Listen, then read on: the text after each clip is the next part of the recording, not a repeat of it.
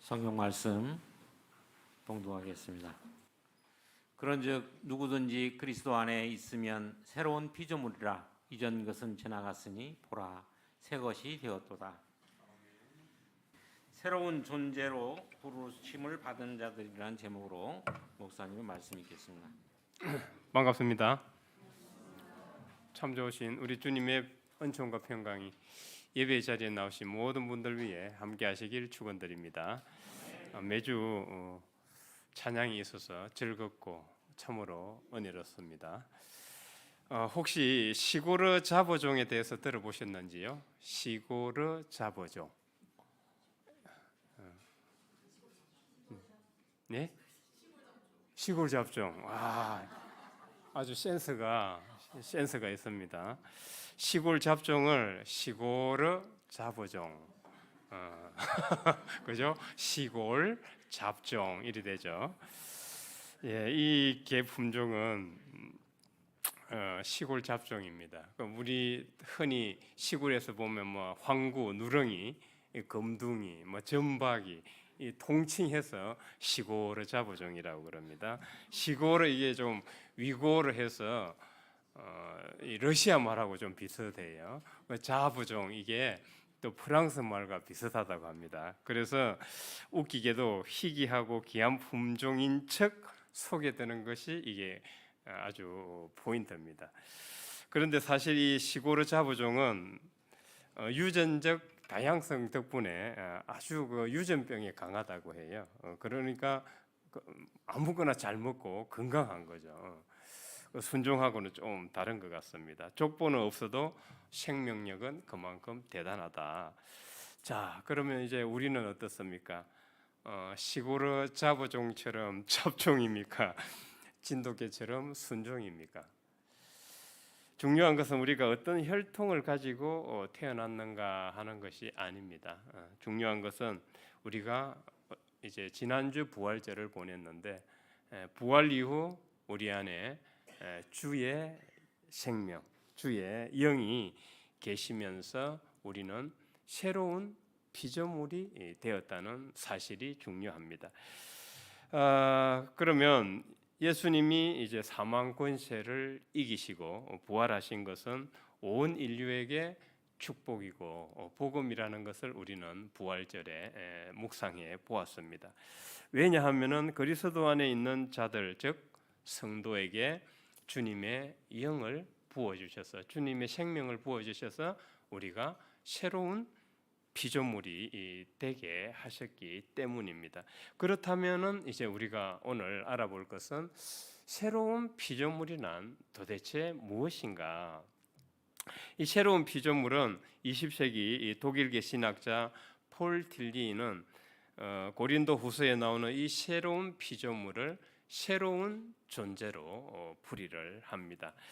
하나님과 단절되어 있다가 원래는 하나님 안에 있었는데 하나님과 단절되어 있다가 새로운 관계를 회복하고 한 것을 이제 새로운 피조물이라고 하고 그것을 새로운 존재라고 이제 하고 있습니다.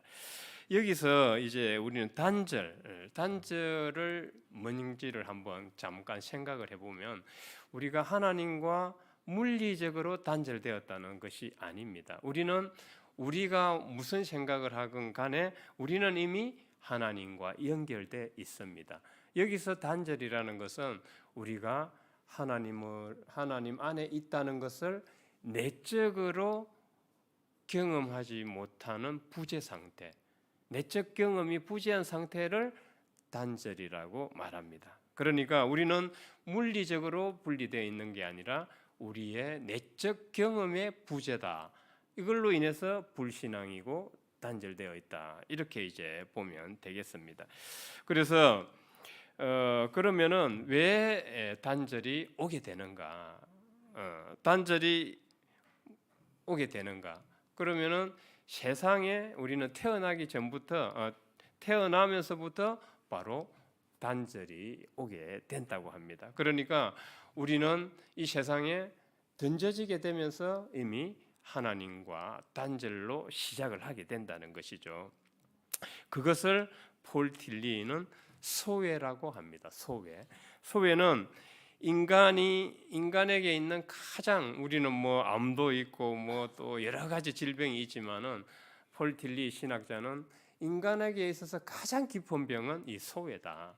이 소외로 인해서 우리의 죄가 시작되기 때문입니다. 이 소외는 다시 말씀드리면 하나님 안에 있어야 될 그런 창조의 선한 상태를 망각한 채 살아가는 것이라고 정의를 할 수가 있습니다. 이 소외는 이제 세 가지 방향으로 우리 삶 깊숙이 침투해 들어오게 되는데, 파고 들어오게 되는데, 그 세 가지 방향 중에 첫 번째는 우리가 하나님으로부터의 소외입니다. 교회에 다니는 사람들이 하나님을 부정할까요? 믿을까요? 인정하죠. 하나님을 인정합니다. 그러면은 교회 예배에도 참석을 잘 합니다.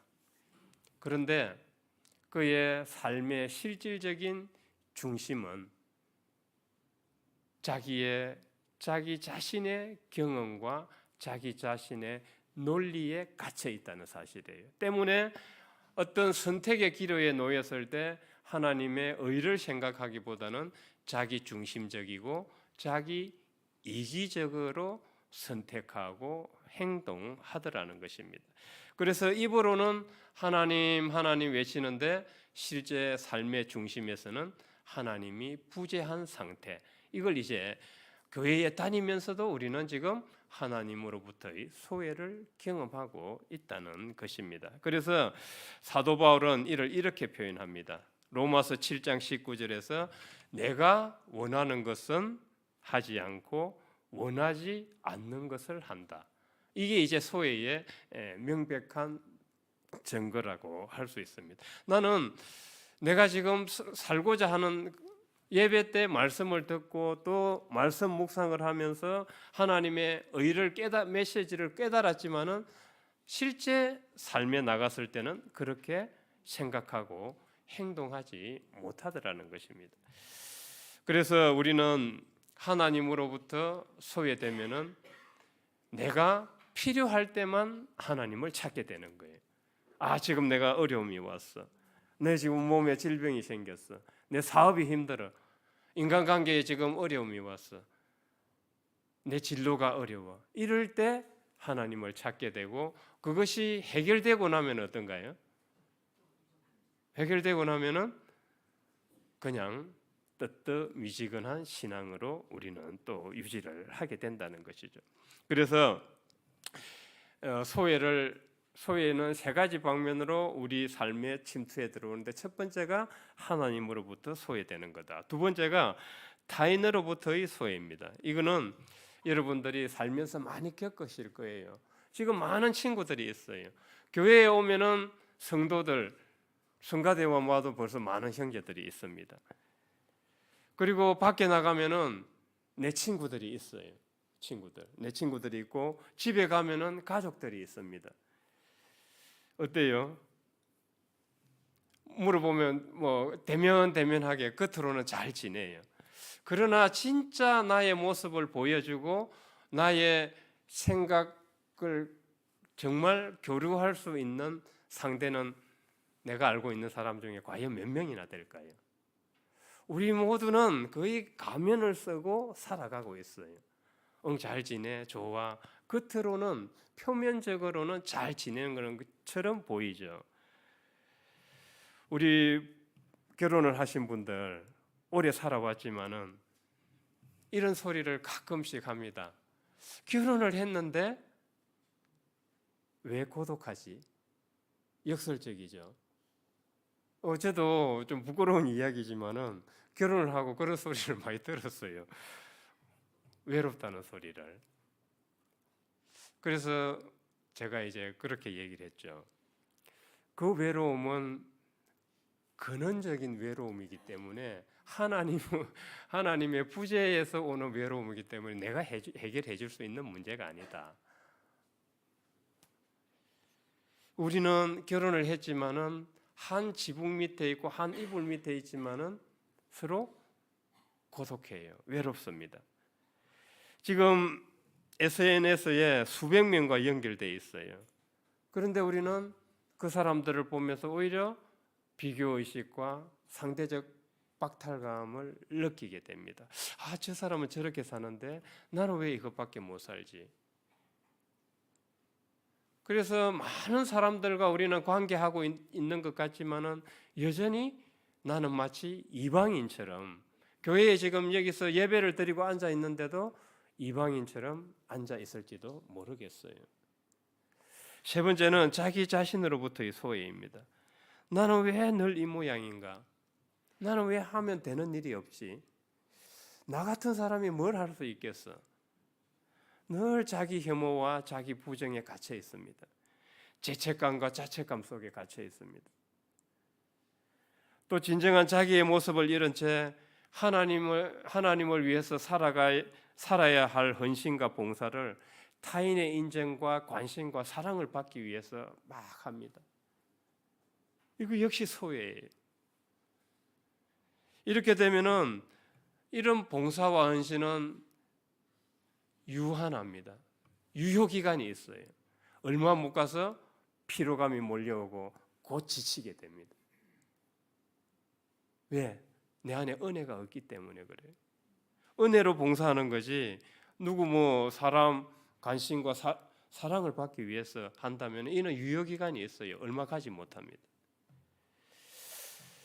어떤가요? 지금 이 자리에 오기까지 우리 각자는 어떤 소외의 상처를 가지고 계신가요?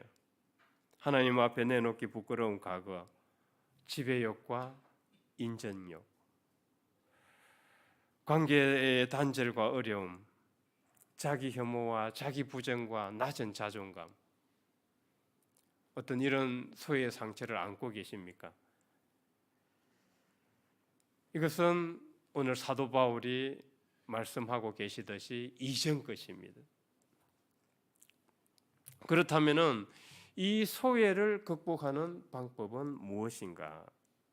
그것은 바로 오늘 말씀이 강조하고 있듯이 예수 그리스도 안에서 새로운 존재가 되는 데 있습니다.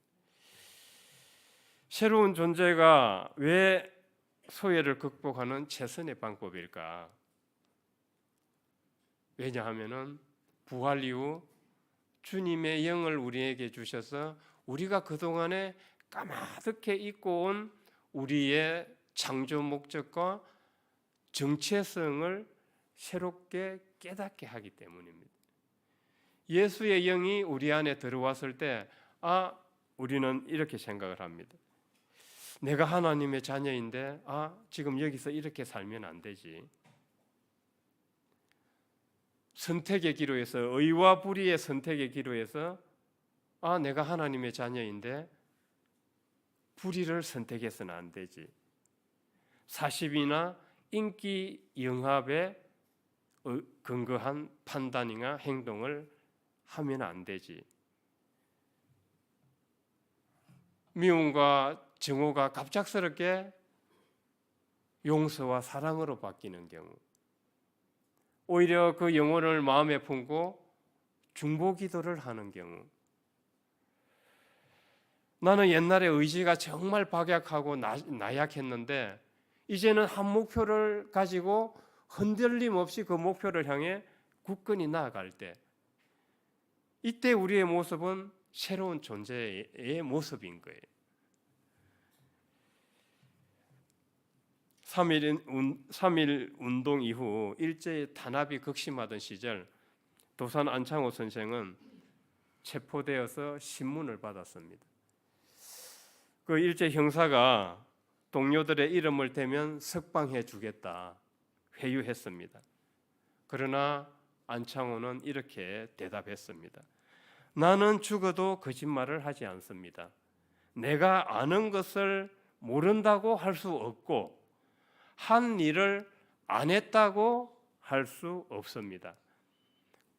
이 말을 하면서 그는 동료를 밀고 하면은 오히려 풀려나고 잘 먹고 잘 살 수 있었음에도 불구하고 고문과 옥고를 선택을 했습니다. 그의 삶의 원칙은 단순했습니다. 거짓이 민족을 망하게 한다. 거짓이. 그래서 우리는 민족 해방 이전에 먼저 소외된 새로운 인간을 회복해야 된다. 인간다운 인간을 회복해야 된다. 이게 그의 삶의 원칙이었어요. 그래서 그는 나는 거짓말을 하지 않는 진실한 사람으로 살겠다. 이 정체성을 끝까지 붙들고 그는 동료를 밀고 하는 대신 의를 지켰던 것입니다. 만일 그가 그 의를 지키지 않았다면은 변절자, 밀정, 역사에서 친일로, 친일파로 규정이 되었을 것입니다.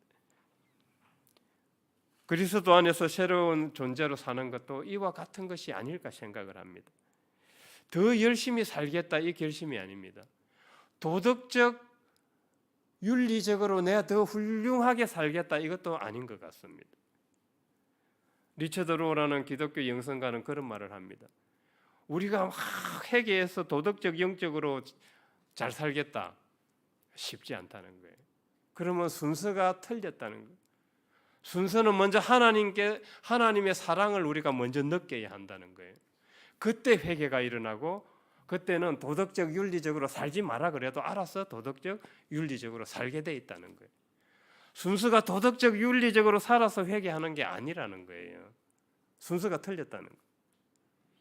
그래서 우리는 그리스도 안에서 하나님의 자녀, 새로운 존재라는 이 정체성을 붙들어야 우리가 바뀌어요. 우리가 바뀝니다.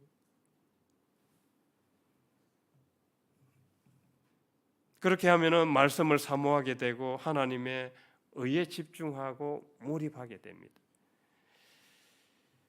하나님 안에서 새로운 존재로 살아간다는 것은 결국 하나님 안에서 하나님의 의에 참여하는 것입니다.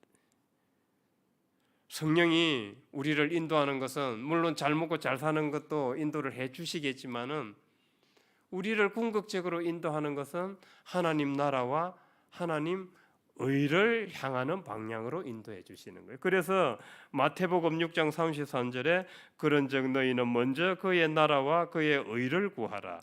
그리하면 이 모든 것을 너희에게 더하시리라. 너희에게 더하시리라. 물질적 축복만을 생각해서는 안 됩니다. 바로 우리가 소외되었던 그 세 가지 방향에서 다시 하나님께로 돌아오는 재연합이 일어나게 되는 것을 저는 말씀하신다고 생각을 합니다. 그래서 우리가 그리스도 안에서 새로운 존재로 살아가게 되면은 하나님이 은혜를 더하여 주시고 축복을 하셔서 우리는 이 세 가지 소외를 극복할 수 있습니다. 첫 번째는 하나님으로부터의 소외에서 하나님과 재연합이 이루어지게 됩니다. 하나님과 재연합이 이루어지면 우리 권사님들이 오늘 아침에 일부 예배 드릴 때 그러시더라고요. 하나님과 연결되어 있다는 것을 확신하고 계셔요. 그렇기 때문에 매일 기도를 할 수 있어요. 매일 감사 기도로 시작을 합니다. 저 안에 부활로 인해서 십자가와 부활의 믿음을 가지고 저 안에 주님의 영을 모시고 살아갈 수 있어서 감사합니다. 그리고 겸손한 태도로 하나님의 의를 향한 방향으로 나아가게 됩니다. 그러면 하나님의 의를 향한 방향으로 나아간다는 것은 무언가 나는 목사도 아니고 핍박을 받으면서 복음을 전하는 사람도 아닌데 무슨 의를 향해서 나아가는가? 만일에 내가 서비스업에 종사한다면은 정말 내가 만나는 사람에게 따뜻한 말 한마디를 건네주고 격려하고 그 사람의 생명이 활력이 있도록 만들어준다면은 그것은 하나님의 의를 실천하는 것이라고 봅니다. 왜냐하면 하나님의 의는 곧 생명이기 때문입니다. 내가 택시 운전을 한다면은 손님을 친절히 대하고 목적지까지 잘 안내해 주는 것일 것입니다. 하나님의 의를 향한다는 것이 그렇게 복잡한 것이 아닙니다. 업무를 볼 때 정말 이것이 의인가 불인가를 보고 행동하면 되는 것입니다. 많은 사람들의 생명을 살리고 도움이 되는 일인가를 보면 될 것입니다. 하나님과 재연합이 이루어지면 이런 일을 하게 됩니다. 둘째, 이웃과의 재연합이 일어납니다. 하나님 안에서 새로운 존재로 살아가는 사람들은 내 것만 아는 사람들이 아니에요. 내 가족, 내 것만 챙기는 사람들이 아닙니다. 주변을 볼 줄 알고 타인을 볼 줄 아는 사람들이에요. 내 새끼가 중요하면은 남의 새끼도 중요한 거예요. 새로운 존재로 살아간다는 것은 이런 거예요. 우리가 아직까지 내 새끼만 중요하고 남의 새끼에 대해서 별로 감정이 있지 않았다면 지금부터라도 우리는 그 연습을 훈련을 해야 됩니다. 남의 새끼도 사랑하고 내 자식처럼 품을 수 있는 마음이 필요합니다. 교회에 새신자나 성도가 왔는데 혼자 앉아서 밥 먹고 있는데 막 우리 구역만 우리끼리만 모여가지고 막 좋아해요. 옆에 뭐 새신자나 지금 성도가 혼자 밥 먹고 외롭게 있는데, 물론 혼밥을 좋아해서 그럴 수도 있어요. 뭐 혼밥을 좋아해서 그러면 어쩔 수 없지만은, 그렇지 않다면 우리가 어떻게 해야 할까요? 누구라도 다가가서 같이 밥을 먹어주고 이야기를 들어줘야 하지 않을까요? 하나님의 의를 실천한다는 것은 어려운데 그렇게 어렵지 않습니다. 그 다음에 자기 자신과의 재연합. 이제 이전껏 부끄러운 과거, 상처 이러는데 자기 연민 계속 옛날 얘기하고 옛날로 계속 돌아간들 뭐가 나오겠어요? 힘들어요. 이제는 충분히 옛날에 대해서 얘기 많이 했잖아요. 저 사람은 어떻고 내가 저 사람한테 상처받았고 저 사람이 나를 힘들게 했고 저것 때문에 내가 지금 이렇게 되었고 지금 수골백 번 이야기했잖아요. 이제 충분합니다. 충분히 위로를 받았어요. 이제는 현재와 미래를 향해서 나아가야 됩니다. 안창호가 나는 거짓말하지 않는 사람이라는 그 정체성을 끝까지 붙들었듯이 우리는 예수 안에서 새로운 존재라는 이 정체성을 붙들고 좀 자신감 있게 당당하게 나가야 됩니다. 생각대로 이루어진다는 말이 있지 않습니까? 굳이 어렵게 양장역학을 말할 필요도 없습니다. 이 생각은 파동으로 다 전파가 돼요. 그리고 우리 몸을 변화시킵니다. 그래서 안 좋은 생각, 부정적인 생각, 고뇌와 번민 속에 오래 있는 사람들이 몸에 이상이 오는 거예요. 신체화로 오는 겁니다. 신체화로.